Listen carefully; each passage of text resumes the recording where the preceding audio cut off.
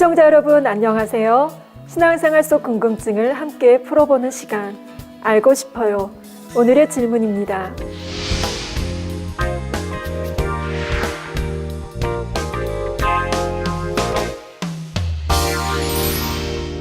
목자라는 단어를 사전에서 찾아보면 두 가지 뜻이 나옵니다. 첫째는 목축을 업으로 하는 사람, 특히 양을 치는 사람을 이른다라고 했습니다. 둘째는 기독교에서 신자를 양에 비유하여 신자의 신앙생활을 보살피는 성직자를 이르는 말이라고 정의돼 있지요. 목자라는 단어는 사전에도 이렇게 정의돼 있을 정도로 일반적인 기독교 용어입니다. 그러면 성경에서 말하는 목자는 누구를 가리키는지 살펴보겠습니다. 먼저 시청자 여러분도 잘 아시는 시편 23편 1절에 여호와는 나의 목자시니 내가 부족함이 없으리로다 했지요. 바로 여호와 하나님이 우리의 목자이십니다. 다음으로 요한복음 10장 11절에 우리 예수님께서 나는 선한 목자라고 말씀하셨지요. 이 외에 하나님의 백성을 돌보며 지키는 지도자도 목자로 비유한 것을 성경 곳곳에서 찾아볼 수 있습니다. 예레미야 23장 2절에는 이스라엘 하나님 나 여호와가 내 백성을 기르는 목자에게 이같이 말하노라고 했고, 에스겔 34장 23절에는 내가 한 목자를 그들의 위에 세워 먹이게 하리니 그는 내 종 다윗이라. 그가 그들을 먹이고 그들의 목자가 될지라 라고 했지요. 따라서 오늘날 하나님을 믿는 성도들에게 영의 양식인 하나님의 말씀을 먹이고 시험, 환난으로부터 지켜주며 천국에 이르기까지 인도하는 목회자를 목자라 부르는 것은 지극히 성경적입니다. 그런데 대규모 목축을 할 경우엔 목자 한 사람이 많은 양떼를 다 돌볼 수 없으므로 삭슬받고 일해줄 목자를 고용합니다.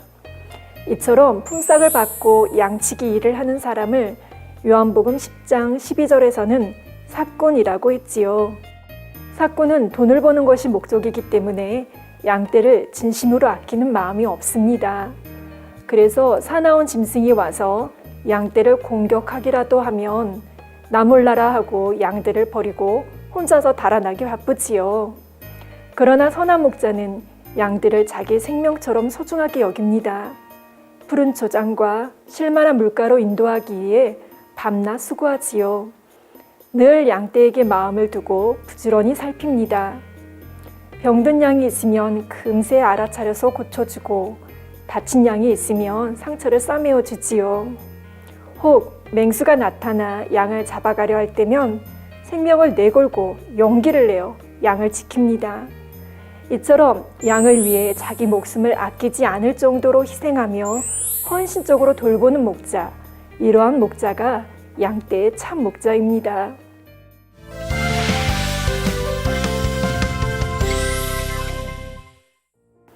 목회자들 중에도 주님께서 보실 때 삭꾼이 있는가 하면 참 목자가 있습니다.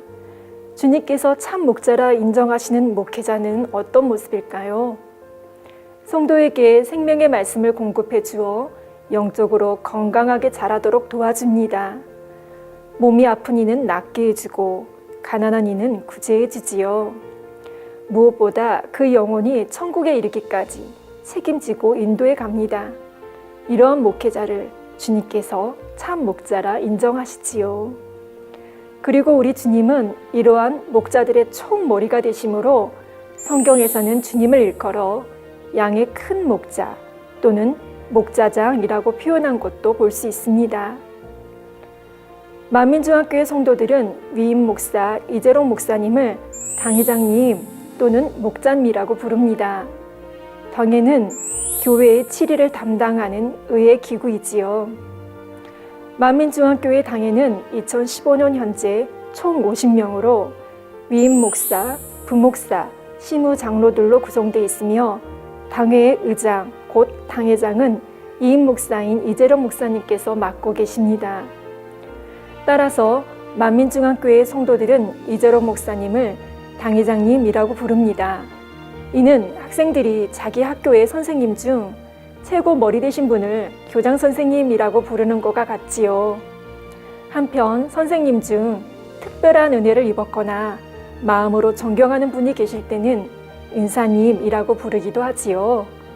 이처럼 만민중앙교회 성도들은 당회장님께서 생명 다한 헌신으로 양떼를 천국까지 책임지고 인도해 가시는 것에 대한 감사의 표현으로 목자님이라고 부르기도 합니다.